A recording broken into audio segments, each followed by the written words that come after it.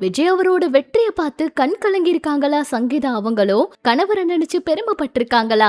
நேர்ல வந்து த்ரிஷா உடனே வாழ்த்து சொல்லியிருக்காங்க. வாங்க என்னாச்சுங்கிறத பார்க்கலாம். விஜய் அவருடைய தமிழக வெற்றி கழக கட்சி மிகப்பெரிய அளவுல வெற்றி பெறும்னு எதிர்பார்த்த நிலையில அதிகமான வாக்குகளை வாங்கிட்டு இருக்கிறது எல்லாருக்குமே ரொம்ப சந்தோஷத்தை ஏற்படுத்தி இருக்கு. எம்ஜிஆருக்கு அடுத்து தமிழகத்துல விஜய் அவர் தானா?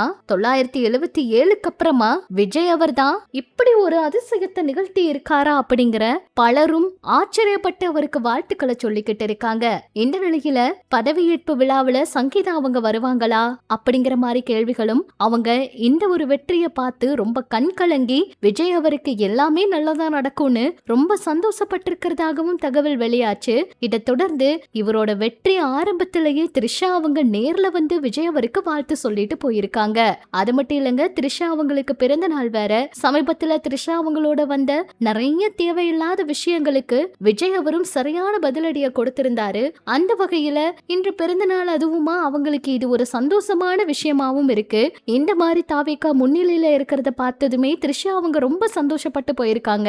நேர்ல வந்து விஜய் அவருக்கு வாழ்த்தும் சொல்லிட்டு போயிருக்காங்க. அந்த வகையில அடுத்தடுத்து தீவிரமான ஆலோசனைகள் நடந்துகிட்டு இருக்காம். இந்த ஆலோசனைகள்ல விஜய் அவர் வந்து என்ன முடிவெடுக்க போவாரு அப்படிங்கிற மாதிரி எதிர்பார்ப்புகளும் இருக்காம். 118 இடங்களை பிடிச்சாதான் தாவேகா வெற்றி பெறும். அதுக்கான முயற்சிகளை தாவேகா வந்து பண்ணிக்கிட்டு தான் இருக்காங்க. நிறைய இடங்கள்ல அவங்களுக்கு வெற்றிங்கிற ஒரு சில விஷயங்கள் நடந்துகிட்டு இருக்கு. ஆனாலும் இந்த முறை தொங்க சட்டசபை அமையுமாங்கிற கேள்வியும் இருக்கு. இந்த நேரத்துல விஜய் அவர் என்ன முடிவெடுக்க போறாரு, எப்படி இதை சமாளிக்க போறாரு அப்படிங்கறத பொறுத்திருந்துதா பார்க்கணும். நிறைய இடங்கள், அதுவும் சென்னையில நிறைய இடங்கள்ல தாவேகா வந்து வெற்றிய அடைஞ்சிருக்கிறது மிகப்பெரிய சந்தோஷத்தை ஏற்படுத்தி இருக்கு. தாவேகா அப்படிங்கிற கட்சியில நிக்கிற வேட்பாளர்களை தவிர்த்து விஜய் அவர் சொன்ன விசில் அப்படிங்கிற ஒரு சின்னத்துக்காகவே மக்கள் வாக்களிச்சிருக்காங்க. அந்த சின்னம் வந்து அவங்களோட மனதிலையும் ரொம்பவே பதிஞ்சிருக்கு.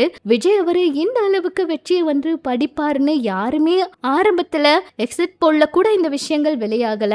எதிர்பாராத ஒரு அரசியல் வரலாற்றை அவர் ஏற்படுத்தி இருக்காரு. அந்த வகையில குடும்பத்தோட வந்து இவர் பதவி ஏற்பாரா, அடுத்து என்ன நடக்க போகுது, அடுத்தடுத்த ட்விஸ்டான விஷயங்கள் என்ன, அவர் சொன்னபடி ஆட்சி அமைச்சதும் நாம வந்து இந்தெந்த விஷயங்களுக்கு முதல்ல சைன் போட போறோம் அப்படின்னு சொன்னபடி எல்லாருக்குமே எல்லாத்தையும் நடத்தி கொடுப்பாரா அப்படிங்கறத பொறுத்திருந்து பார்க்கலாம். எது எப்படியோ சமூக வலைதளங்கள் முழுக்க விஜய் அவருடைய புகழ் தாங்க.